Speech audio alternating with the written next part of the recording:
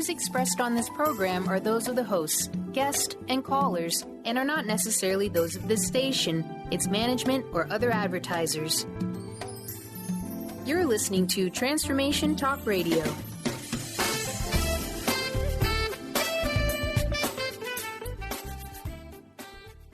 It's been a long time coming, but I know a change gonna come. Oh, yes, it will. Finally, a light shines on Lyme disease. Limelight Radio with Katina Mak is an inspirational, cutting-edge radio show educating worldwide listeners on a diversity of Lyme disease-related topics. Each week, Katina will interview some of the world's leaders in health, wellness, spirituality, and human potential to expand awareness and activate change to eliminate Lyme disease for good.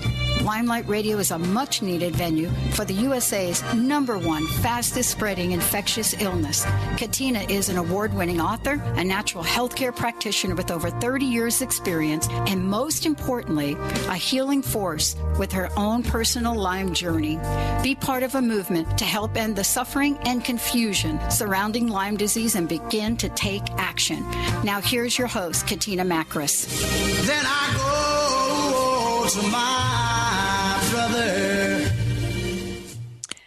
Good afternoon, everyone. This is Katina Mak, and welcome to Limelight Radio. I have to say a couple of housekeeping things today. First, before we get started with our fantastic guest, Dan Wolf, who I'm going to introduce to you in a couple minutes. But first off, I have to tell you that my new book is out. I get to crow here for a couple of minutes. This was a really, really strident year of serious writing up till 1 o'clock in the morning almost every night. But Autoimmune Illness and Lyme Disease Recovery Guide, Mending Body, Mind, and Spirit is in bookstores right now, everyone. You got to go charging in or over to Amazon.com and BarnesandNoble.com.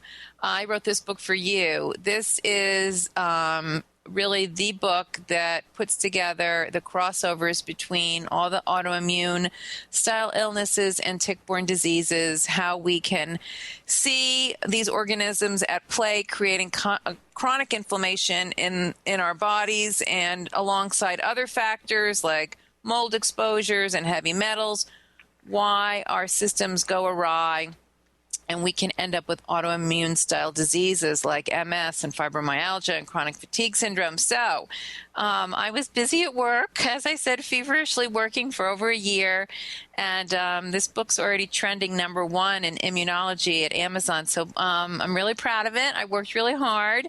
Let's make it a bestseller, everyone. So Autoimmune Illness and Lyme Disease Recovery Guide, Mending Body, Mind, and Spirit. I really give you a lot of recovery tools because, as many of you know, I went from bedridden and wheelchair-bound to healthy and well again after being diagnosed with chronic fatigue syndrome, fibromyalgia, and Lyme disease was hidden underneath it all. So if I can heal, so can you. And I give you some great tools and lots of support in this book to mend your life. So that's the happy news that I wanted to share with you. And also I'll be out on tour. I'll be in Block Island September 2nd.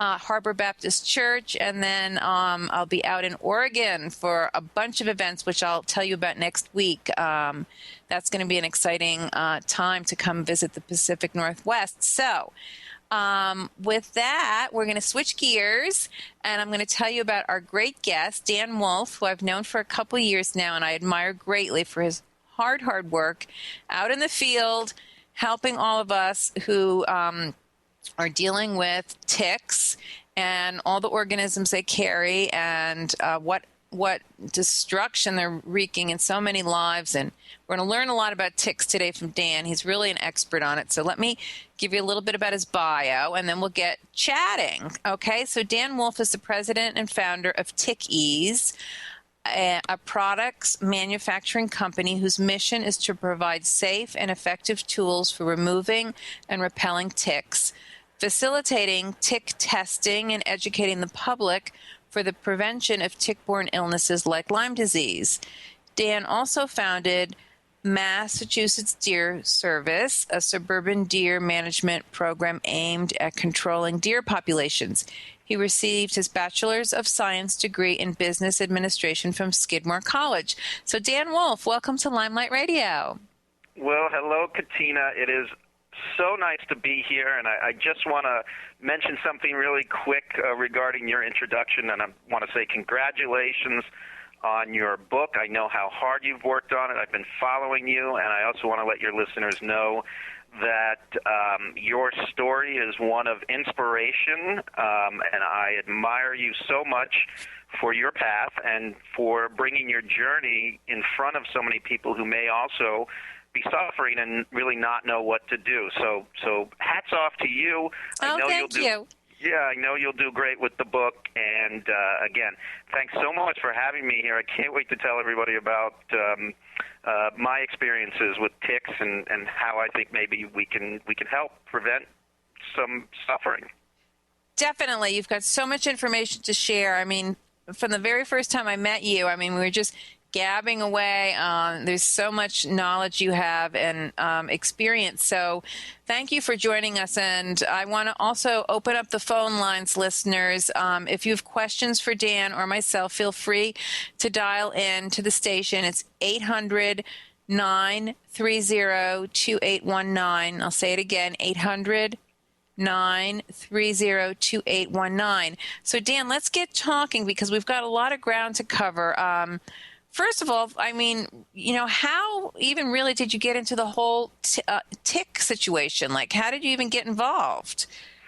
Well, it could have been purely by accident, which a lot of things happen that way. I, as you mentioned from my bio, have been involved for, let's say, about 20 years, maybe a little bit more than 20 years in suburban deer management and studying suburban deer behavior.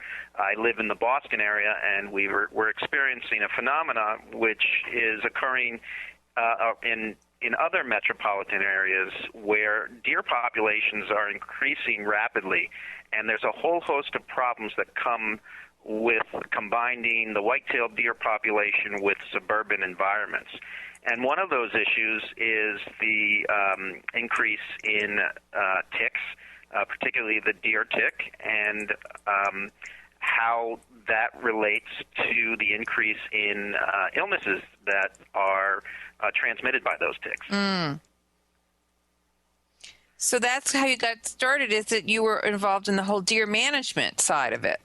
Correct. And what I was doing was I was spending a tremendous amount of time out in the woods where the deer live. And, of course, that's where we're going to see a lot of ticks. Deer are responsible for perpetuating the life cycle of the black-legged or the deer tick, which are the most dangerous types of ticks for us here in the Northeast and many other areas of the country and the world.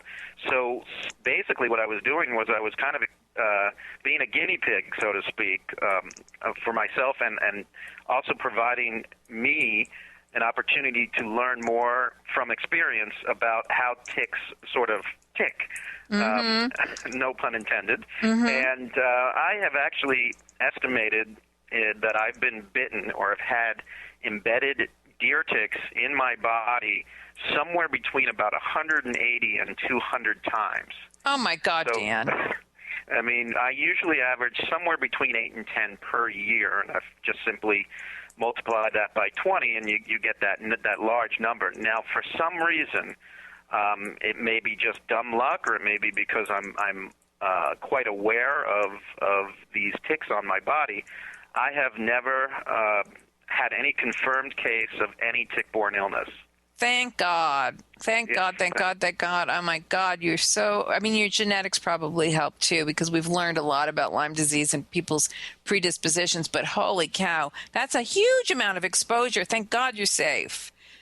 Yes, true. But I also can attribute or may attribute, and the jury is completely out on this, that I was vaccinated when the Lyme-Rix vaccine was on the market back in the 90s. It was on the market for just a short period of time, but I did get the 3 shots, 1 a month for 3 months. I experienced some side effects where I felt really lousy each time I took the shot for about 24 hours. But after that, I didn't notice anything. I don't know if the effects of that vaccine are still in my system or not. I've heard conflicting opinions from researchers and scientists. Some say that it's completely out of my system and that it has no effect or bearing on how my body reacts to these pathogens or the bacteria that causes Lyme. And others say that, well, maybe I'm a good example of that the vaccine works. But either way, what I'm discovering is that I do have a hypersensitivity to the tick bite itself, which causes me, and not everybody's like this, but it causes me to get a reaction when the tick first embeds itself in me. And this type of reaction is localized. It's a swelling and a burning and itching sensation. So even when I've had plenty of nymphal stage deer ticks, and for all of you out there that know what a nymphal stage deer tick is, it's very, very small. I've even had larval ticks on me that I've discovered, which most people don't. The good news about larval ticks is that larval ticks typically are born from their egg clean with the Borrelia burgdorferi bacteria. There is now something coming, a new strain of Lyme. It's called Borrelia miyamotoi, which scientists are now saying that the mother can transmit this bacteria into the egg, which means larval ticks will have it, which is a big problem because you never know when those little tiny ones are on you. No, they're so, and they're translucent.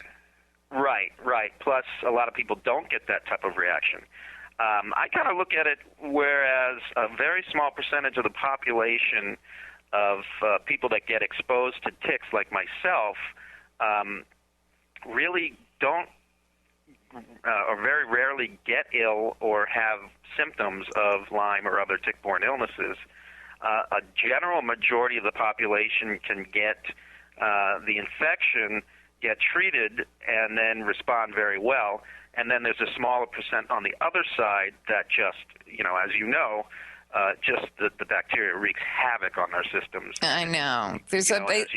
I think they say, about 15% of the people that get exposed have the genetics like I did, right? That we just get totally destroyed, like mitochondria dysfunction, everything goes haywire. Oh my gosh, Dan. Listen, it's time for our first station break, so stay with me. We're going to come back, and I would love it if you could continue this discussion on ticks as you're just getting into the beginnings here of their breeding cycles and all the kinds of things that we need to be aware of and pay attention to for risk and exposure, okay? Okay, sounds great. Awesome. So, audience, stay with us. We're just going to take a quick station break. This is Katina Mak with Limelight Radio. There's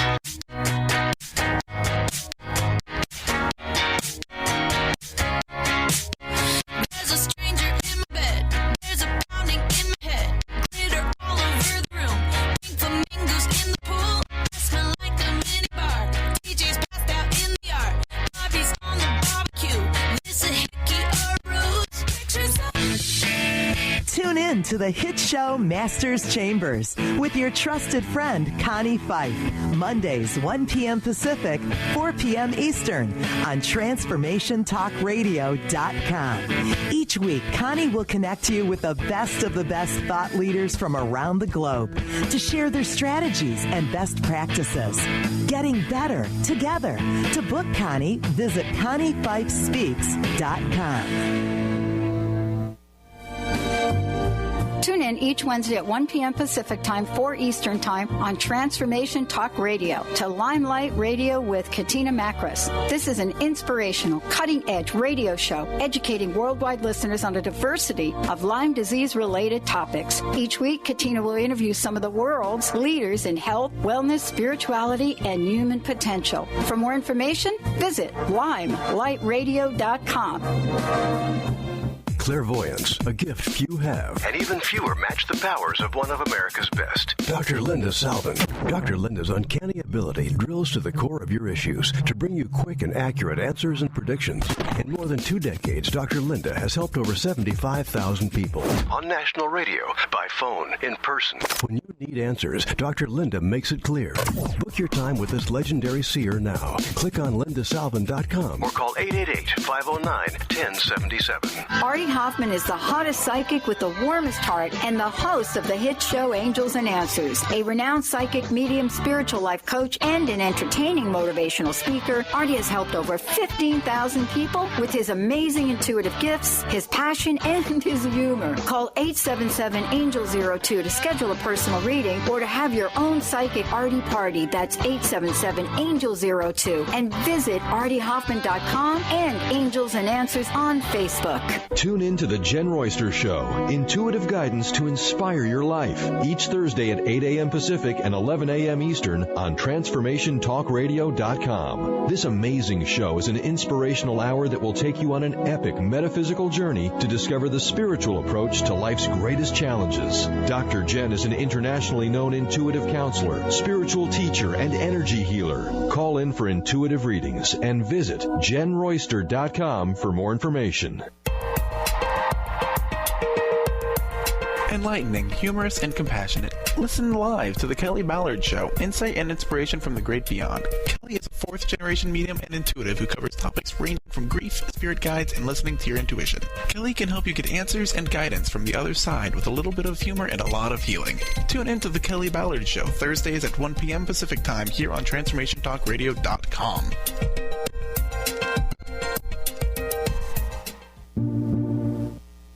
Greetings, loved ones. Let's take a journey. I know a place where the grass is really greener. Warm, wet, and wild. There must be something in the water. Hi, everyone. This is Katina Makris, and welcome back to Limelight Radio. It is a very interesting topic today with Dan Wolf from Tick Ease, which he's going to tell us more about his company and what he does in a little while. But right now we're in the midst of a discussion, for those of you that are joining us, about ticks themselves.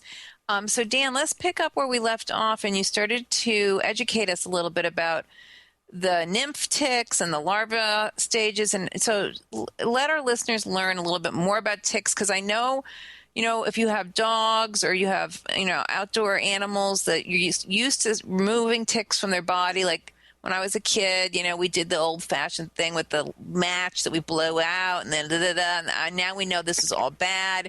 So let us learn about ticks, and then we can learn more about how we prevent and protect ourselves. Yeah, that's great. And hopefully we'll have some some callers to call in and ask some good questions, because there's just a lot to learn. And I think that, the more you learn about ticks and their behavior, the better off you can be to fight them. It's kind of like, know your enemy. So first off, I'd like to say that I've had an interest in bugs and insects since I was a little kid, which, much to my mother's dismay, was yeah, right. Always bringing these creatures into the house. But so for me to be interested in ticks for later in life was not surprising, at least to me and some of the people that know me best. So maybe we can actually involve you in this discussion a little bit, where I can sort of quiz you and see if what your level of knowledge is about ticks. Okay. So the first question I would ask is, do you know how long a tick lives? And by the way, I'm just going to be referring to the deer tick, the black-legged tick, which is by far the most dangerous. It is just a dirty cesspool of parasite and infectious microbes. So, do you know how long a deer tick lives? Oh my gosh, my guess is like 2 years. That is correct. We're yeah. Gonna quiz you at the end. Bingo. They can live.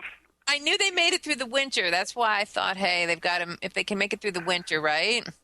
Right. And people look at bugs and stuff like that, and they go, oh, a fly lives like, I don't know, a week or so. But these ticks, they have longevity, and some can live in excess of 2 years. So. But they have a very specific life cycle, And the next question I would ask you is, do you know how many times a tick feeds in their lifetime, in the 2 years that they live? 6? That is incorrect. You would think that they feed a lot. However, ticks actually feed 3 times in their life, and it is because when they transition from one stage of their life to another, they do so by having the nutrients of their blood meal. And by the way, ticks are parasites, external parasites, and they feed only on blood. So wherever there's blood, they can feed, and typically mammals, they can feed on reptiles, snakes, birds, and so forth. So they're not very discriminatory as far as where they get their blood. I didn't know about reptiles. I didn't know about reptiles. That's interesting. Yeah, down in some of the other climates where, of course, we don't have a lot of lizards or reptiles up here, but I've seen pictures of ticks, particularly around the eyes of smaller lizards. And that's where they can get on birds as well, and birds are kind of related, believe it or not, to reptiles very closely. Yeah. So the 4 stages, or there's 4 events that occur in a tick's life that they need the nutrients from a blood meal, and that is, first of all, they're born from an egg. And here's another question for you. How many eggs do you think an average adult female deer tick can lay? Oh, my gosh. Wow. Average. Let's take a guess. I'm totally guessing on this one. I'm glad you're training me with this stuff. 1,000? Close. About twice that. So, an average deer tick can drop about, 1,500 to 2,000 eggs. Given the situation. Now, just to talk about sheer numbers, if you think about it, 90% or more deer ticks feed or have their last meal on a deer. And some statistics that I've looked at will indicate that an adult deer in the fall, when adult deer ticks are most active in our climate, can drop 5 pregnant female ticks per day for a period of time until it gets too cold for the ticks to remain active. So, when a deer can be in someone's backyard now, and in a half an hour can be a mile away in someone else's backyard, dropping ticks along the way, that's potentially 10,000 new ticks a day from one deer. Gosh. Oh, bam. When you have population densities in our suburban areas that can approach 25 to as much as 30 or 40 deer, you can do the math. It's incredible, and that's why so many people are suffering from illnesses. So this is making a lot of sense to me, Dan, because I'm thinking about it like, I'm up here in New Hampshire in the wooded areas, and I don't see the deer so much in my yard because we have such dense forests, but I know they're around. But I've visited, let's say, my friend down in Dover, Mass., which is just outside of Boston, down your way, and the deer they're in the yard. Right, and actually, you would think, people think, oh, well, where are the hunters going to go look for deer? Well, they're going to go up into the big woods in the mountains, Maine and New Hampshire. Well, in fact, the deer densities are significantly higher the closer you get to the suburban settings. That's what I'm guessing. Even in residential neighborhoods. I've heard, down in Princeton, New Jersey, I've seen them, downtown. Right, and in areas of New Jersey and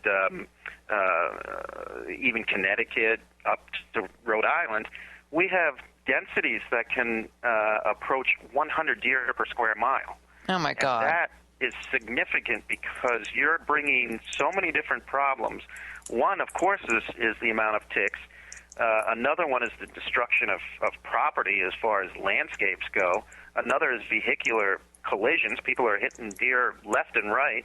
And finally, the ecosystem just can't sustain that type of browsing. So we're losing woodlands, and there's a whole field of research devoted to what's happening to our woodlands in areas where there's significant deer densities. So, the two go hand in hand as far as I'm concerned. Now, there may be some people who disagree with that, But my opinion personally is that the deer densities are directly proportional to the amount of ticks in a particular area. Wow, Jan, that's pretty actually intense when you think about it. That the suburban areas are more at risk even than the rural areas.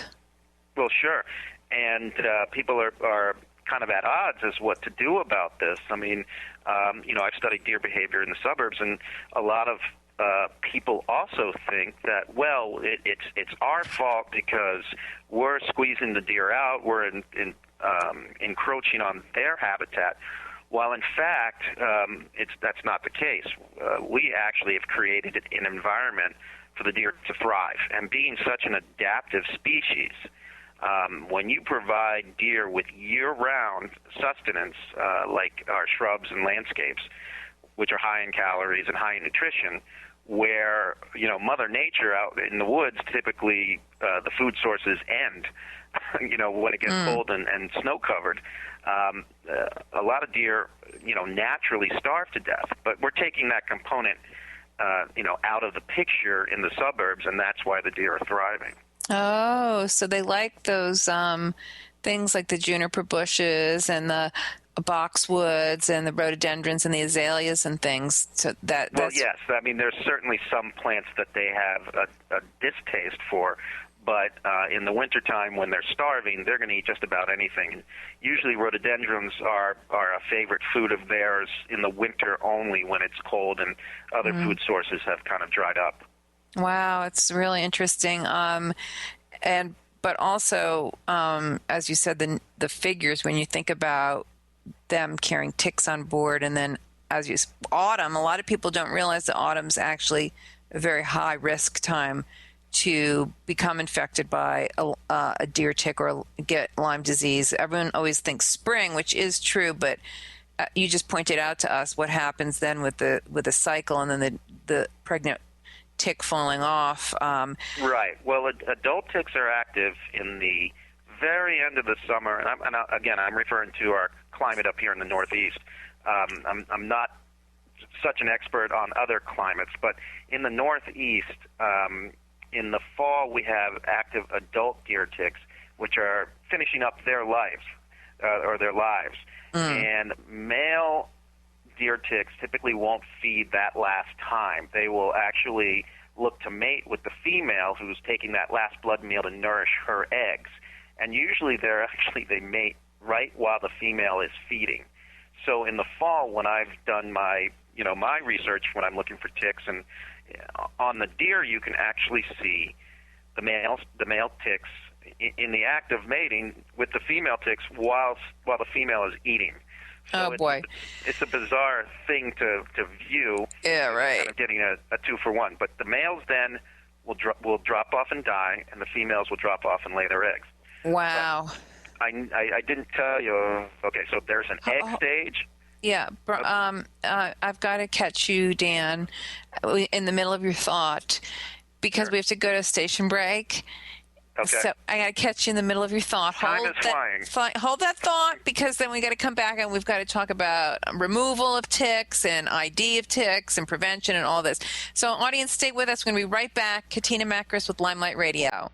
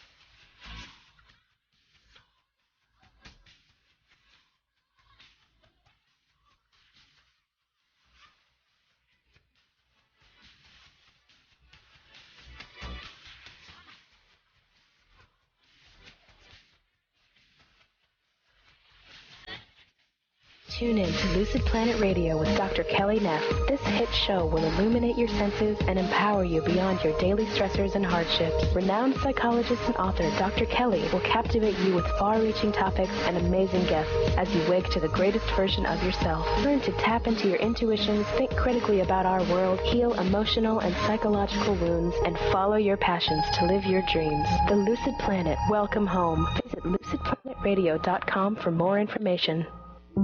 Are you ready for a radical shift in your way of being? Are you seeking a more deeply connected and fulfilling life? Awakened Living Radio is a show dedicated to helping you embrace a life filled with profound peace, connection, and happiness. TJ Woodward is passionate about helping you find your clarity, balance, and purpose. Join co-host TJ Woodward and Dr. Pat Basili on the first Monday of every month at 11 a.m. Pacific Time for Awakened Living Radio on TransformationTalkRadio.com. Tune in each Wednesday at 1 p.m. Pacific Time, 4 Eastern Time on Transformation Talk Radio to Limelight Radio with Katina Mak. This is an inspirational, cutting-edge radio show educating worldwide listeners on a diversity of Lyme disease-related topics. Each week, Katina will interview some of the world's leaders in health, wellness, spirituality, and human potential. For more information, visit limelightradio.com. Tune in to Sheer Alchemy with Leslie Fontaine on TransformationTalkRadio.com and get ready to stir up your passions, remove your blocks, and shift into an entirely new existence. Speaker, teacher, channel, clairvoyant, Leslie Fontaine is a transformation catalyst who channels a powerful energy from source to catapult listeners into living the life they were born to live. Whether it's shifting from scarcity to abundance, from emotional pain into joy, or from illness into health, Leslie will help you step into the true essence and power of all that you are with the help of the Ascended Masters and Archangels. You will not be the same. Visit TransformationTalkRadio.com for show dates and times, and LeslieFontaine.com to say yes to explosive abundance.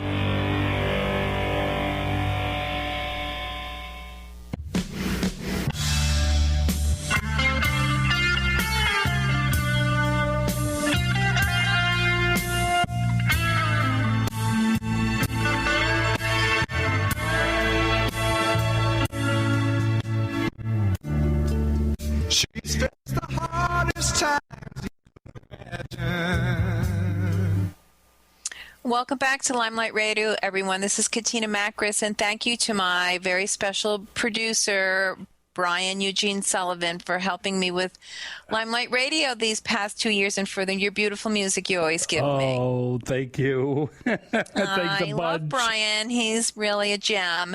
And this week and next week are our last two live broadcasts of Limelight Radio, and then we're going into a little hibernation for the autumn while we raise money for sponsorship so we can come live again in January. So if you're interested in helping this wonderful show continue, we need your assistance in sponsorship or any kind of benefits that you want to bring to Limelight Radio. It's been such a fantastic program educating the world about tick-borne diseases. So send me an email at limelightradio@gmail.com so we can bring Limelight Radio live again in January. But we'll be replaying a lot of our archived shows, and you can always go to limelightradio.com, hit the archive link, and listen to any of our podcasts. Fantastic guests I've had, like our terrific Dan Wolf today from Tickies. So Dan, back we go to the ticks.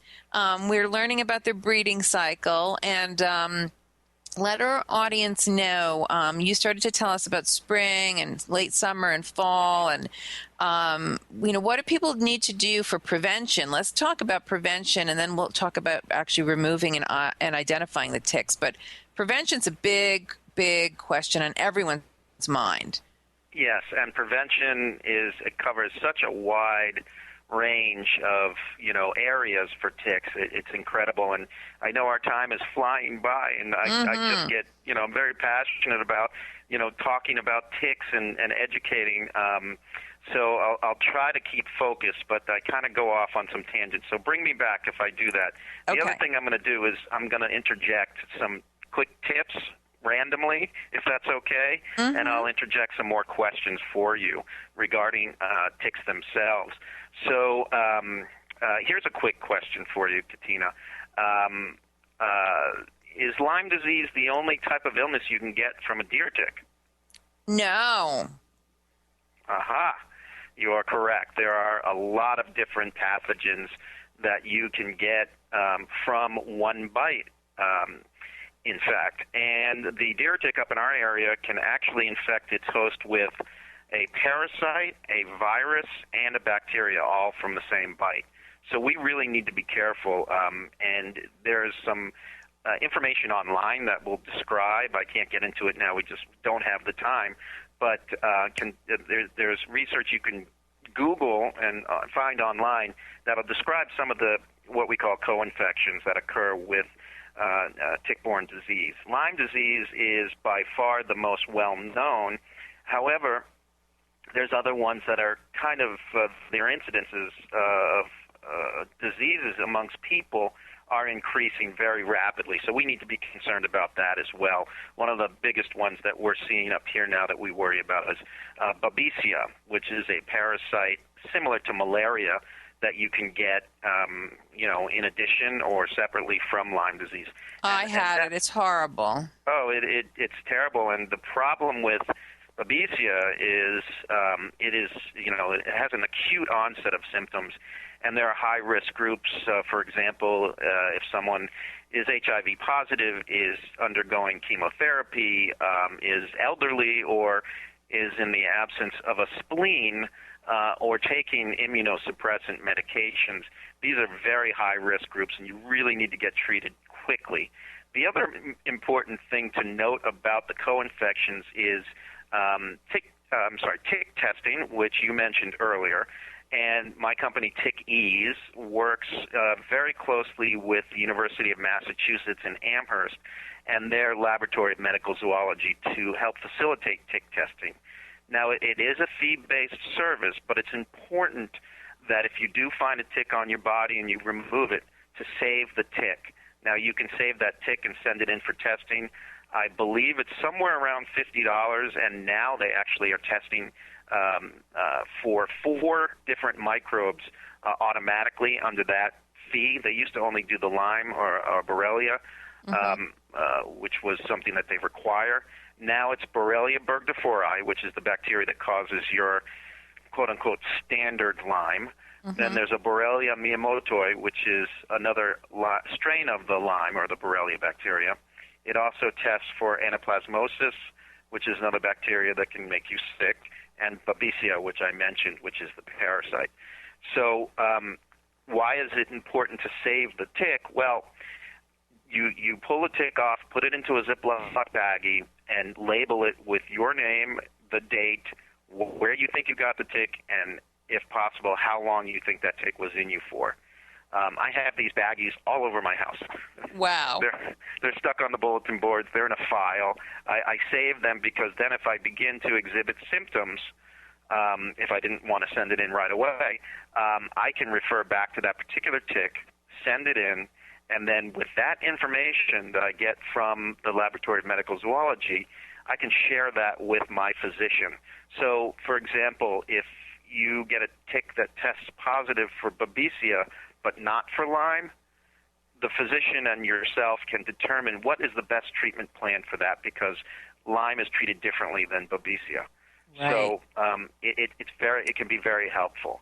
So back to the stages of ticks' lives. They are born into eggs. They hatch. They become larvae. They need a meal. So they will attach themselves to a small mammal. And what is the most common reservoir host for the Lyme bacteria? Do you know?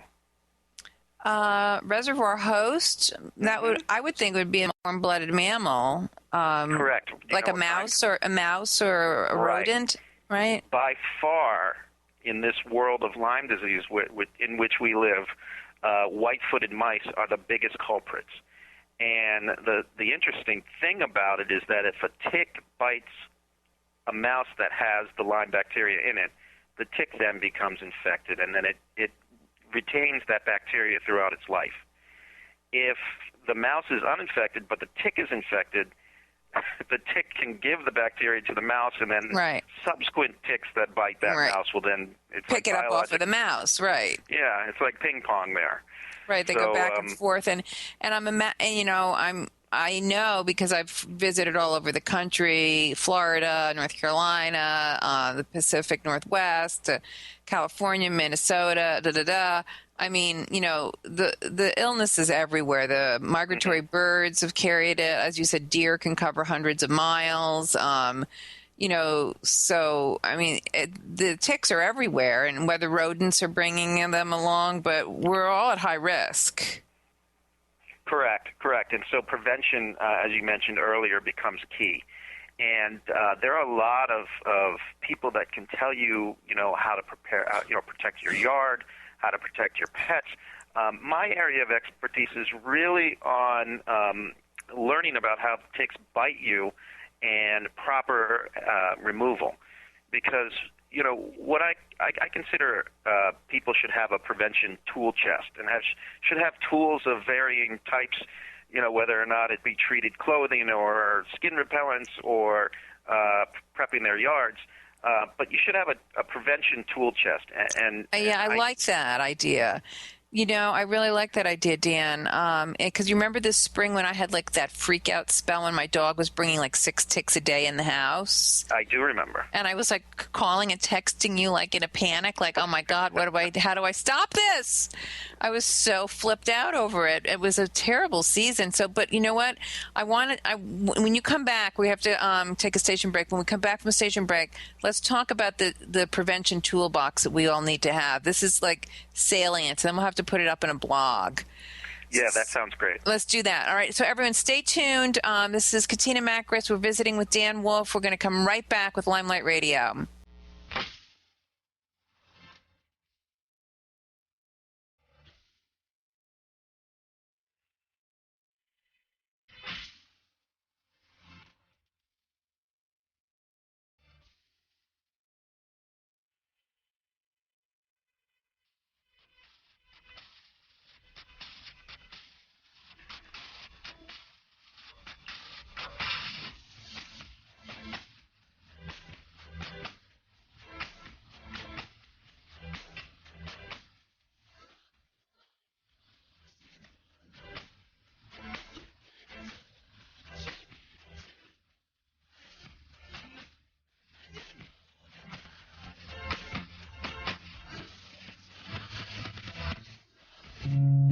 My dream is to end homelessness. My passion is living a green life. My dream is to end poverty. My passion is volunteering. My passion is making a difference. My dream is to cure Lyme disease. My passion is rebuilding communities. My passion is helping those in need. My passion is caring for the elderly. My dream is to find a cure for cancer. My dream is to leave a better world for my children. We all have that special passion, that lifelong dream that drives us to live our lives with meaning and to create a better world. No matter what drives you, we can all make an impact. Dr. Pat Basili is helping others make their dreams come true, so we can all help make our world a better world. To learn more about how Dr. Pat is building a community of sharing hope, strength, funds, knowledge, and information, visit abetterworldcrowdfunding.com today. That's abetterworldcrowdfunding.com.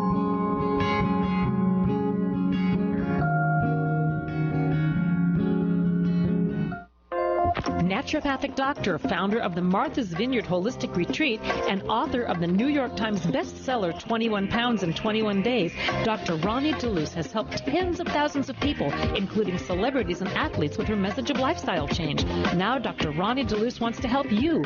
You too can be saved. Email Dr. Ronnie DeLuce at info@ronniedeluceonradio.com and visit mtheholisticretreat.com. Dr. Ronnie DeLuce, your partner in wellness. The The doctor is in. Tune in to the hit show, The Psychic Love Doctor, with host Deborah Lee. Deborah's life-affirming, highly perceptive reading method has taught Deborah how to zero in on specific problems with relationships, career pursuits, and current roadblocks to success and happiness. This inspiring show will help you never feel helpless in life or love ever again. Join Deborah Fridays at 2 p.m. Pacific Time right here on TransformationTalkRadio.com. Tune in each Wednesday at 1 p.m. Pacific Time, 4 Eastern Time on Transformation Talk Radio to Limelight Radio with Katina Makris. This is an inspirational, cutting-edge radio show educating worldwide listeners on a diversity of Lyme disease-related topics. Each week, Katina will interview some of the world's leaders in health, wellness, spirituality, and human potential. For more information, visit limelightradio.com.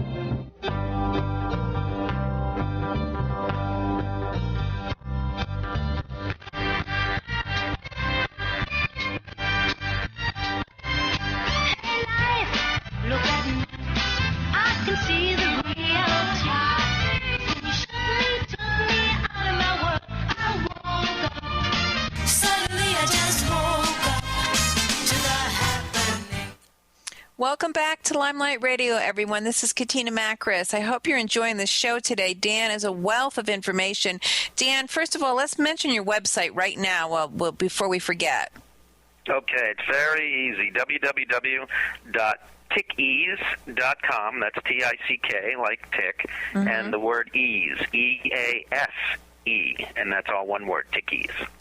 Fabulous. And you've got some great products. I mean, those tweezers that you make are fantastic, but I don't know if I'm jumping ahead of the game here. You were going to tell us about the prevention toolbox everyone should have. And exactly, and it's very important. You can't just sort of focus on one aspect of prevention because, you know, you can't forget ticks are insidious little parasites. I mean, I pulled back the sheets in my bed and found ticks. Oh, God. I find them crawling in my car. You know, they're on the couch.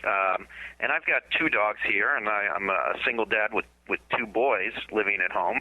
And that was kind of the whole impetus for me getting involved in this in the first place, is that I would spend the day out in the woods, come home with attached ticks on me, and then try and figure out how to best remove them. And you mentioned earlier putting a hot match on them. Well, we know now that that's not the right thing to do. What you don't want to do with an attached tick is to squeeze it in the wrong place or cause it to get agitated, because both have effects on the tick that can increase its potential to regurgitate or to inject microbes and saliva back into your system. I know it's kind of gross, but you know that's why all the experts say, including myself, to use a fine-tipped or pointy tweezer. You should never twist the tick out. I know there's some products out there that, you know, tell you to twist the tick out, but that's not necessary, and it may actually loosen up those mouth parts on that tick.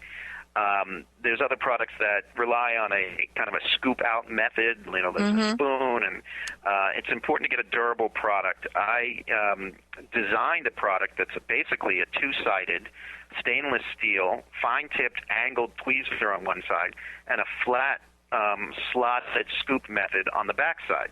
So essentially, you're getting the best of both worlds in one, affordable device that really has been tested and really is making some great headway in the markets today. I mean, we're just getting started. The product was patented last year, and that product is it's called Tickease. Congratulations! It's really a great tweezer set. I've used it now several times. You make it very easy and also like not freaky scary to remove the ticks. Right, and it's also, it's important to be able to not be intimidated by the tick removal process, because it's so important to get that tick out properly and promptly. And you mentioned the tool chest. Prompt and proper removal is one component of your tick prevention regimen. And I am trying to be the biggest advocate for that part of your toolkit. So, other people might have other ideas, which are all great. But my area and my focus right now is that prompt and proper removal. In addition to providing education, in general, like what we're talking about today, to residents in endemic areas. And my focus moving forward with Tickies is to support the business enough so that I can educate particularly younger children in the school settings and maybe through the states. But you've been doing a great job. You're doing a great job, Dan. I really, really, hats off to you, because you've made a really nice product here, and the testing also, as you said, with the accompanying test kit, and then all your education, bringing the information into the schools and the park systems, and you're doing a great job. I'm very, very proud of you. Well, thank you very much. Yeah, honestly, really true.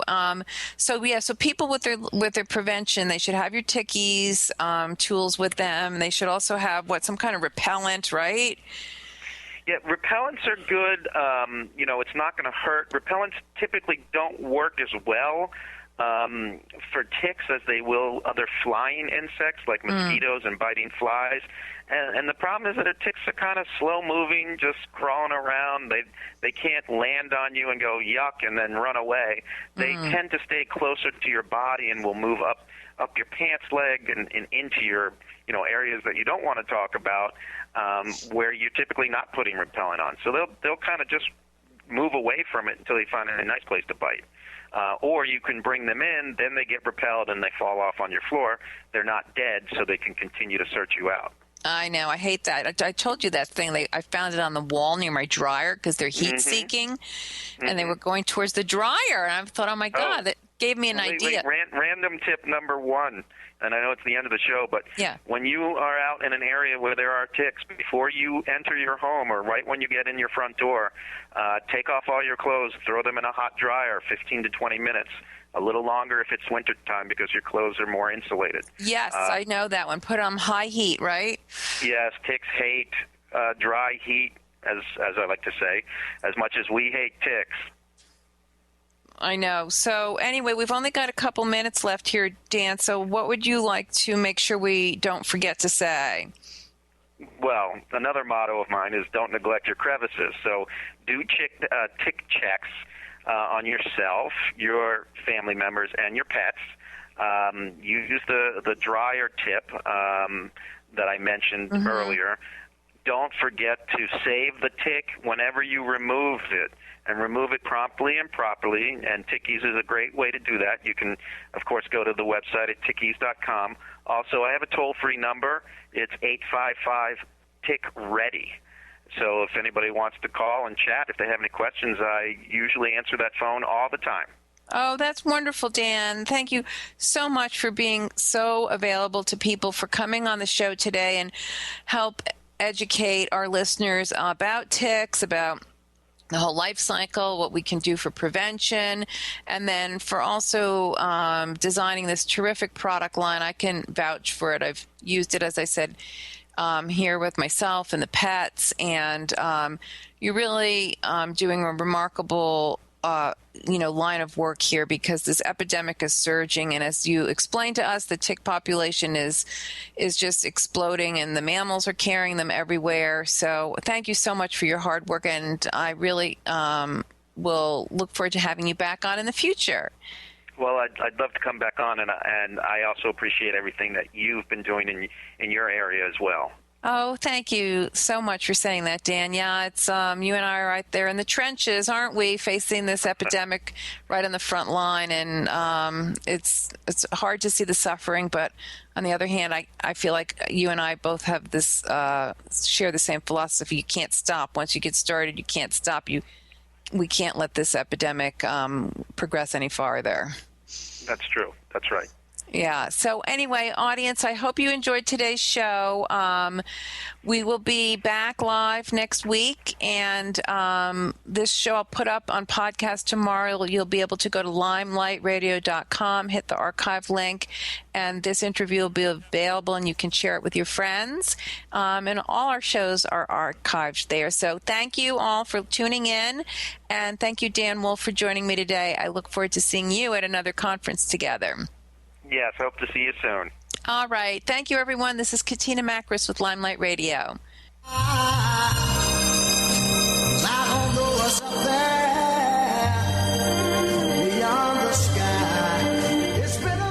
listening to Limelight Radio with Katina Makris. Tune in each Wednesday at 1 Pacific Time, 4 Eastern Time on TransformationTalkRadio.com. Get ready for some of the most provocative conversation with leaders in health, wellness, spirituality, and human potential. If you've missed any part of this hit radio show, visit LimelighRadio.com.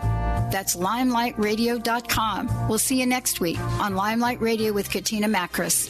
Then I go to my brother and I say, brother, help me please.